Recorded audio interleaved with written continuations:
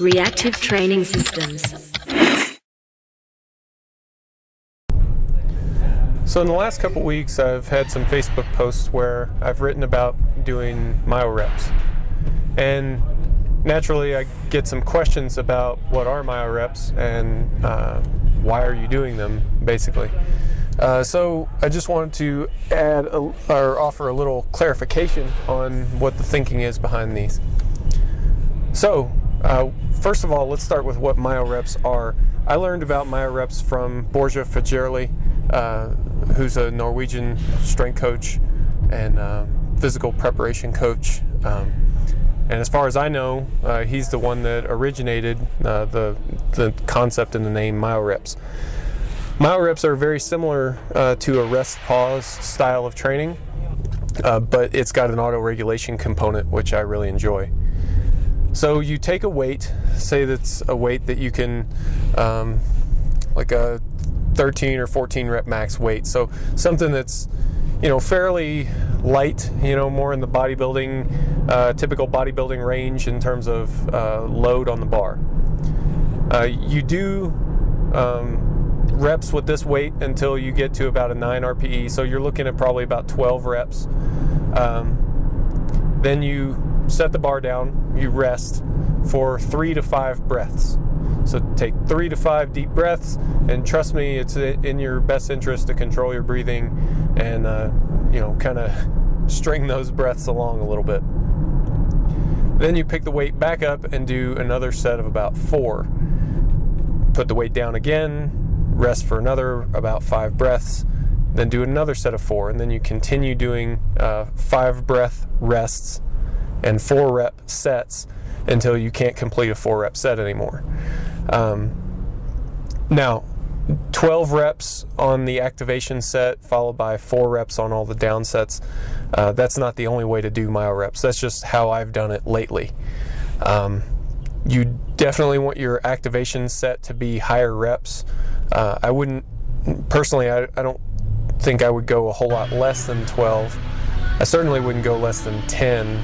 And you want to use about a quarter of the reps that you do on your activation set. So even in theory, if you wanted to go 12 reps on your activation and then triples on all the down sets, that would be fine as well. But you could go up as far as doing 20 reps on the activation set and 5 reps on all your down sets. It's auto-regulating because on your better days, on days where your work capacity is a bit higher, you'll get more down sets before you fatigue. On days where you're more fatigued or you just don't quite have it that day or for whatever reason, you'll get fewer down sets. I really enjoy that aspect of it. It's very naturally auto-regulating. Now, as far as why am I doing it? Well, I'm doing a developmental hypertrophy block right now, and lots of my lifters, most of our lifters who competed in USA Powerlifting Nationals are doing some sort of developmental hypertrophy now. They're seeing more myo reps because we're trying to get satellite cell activation. Borja had a really good article where he spoke about some research that he came across and some researchers that he knows who have looked into this and how myo reps mimic blood flow restriction training. You can't really do blood flow restriction training for muscles like, say, glutes or pecs or something like that. So if you can mimic that type of effect and get satellite cell activation, that will help in terms of development. It'll help you respond better in terms of hypertrophy when you get back into your higher volume loading blocks.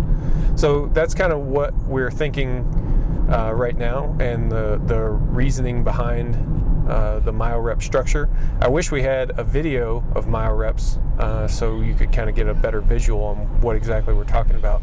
I don't think we have one right now, so maybe we'll look into getting one of those here pretty soon. But with that said, that's kind of our how-to and rationale behind doing the myo reps. And if it doesn't do any of that, it's a nice break from the traditional slamming heavy volume after heavy volume. And even if you are kind of a slave to the whole volume idea and you think that volume is the only thing that matters,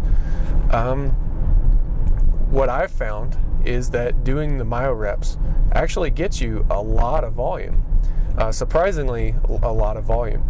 Now, maybe it's not as much as, doing 10 sets of 10 or something like that, but compared to another work protocol that I would do as a powerlifter, even a volume protocol that I would do as a powerlifter that takes a similar amount of time, myo reps give me more volume than that. So, is it the myo reps, is it the blood flow restriction aspect of it, or is it just the total volume that has that developmental impact that we're looking for? I don't know. It's certainly an interesting question and worth further investigation, but it does seem to have the effect that we're looking for, so we're going to use this tool, even if we don't fully, even if it's not, in my mind, beyond a shadow of a doubt why exactly it works. I think we know enough about the fact that it works that I'm willing to use this as a tool. So hopefully that sheds a little bit of light on what we're doing with myo rep work, and we'll do some more of these in the future. In the meantime, as always, remember to take what's there, build some momentum. We'll talk to you next time.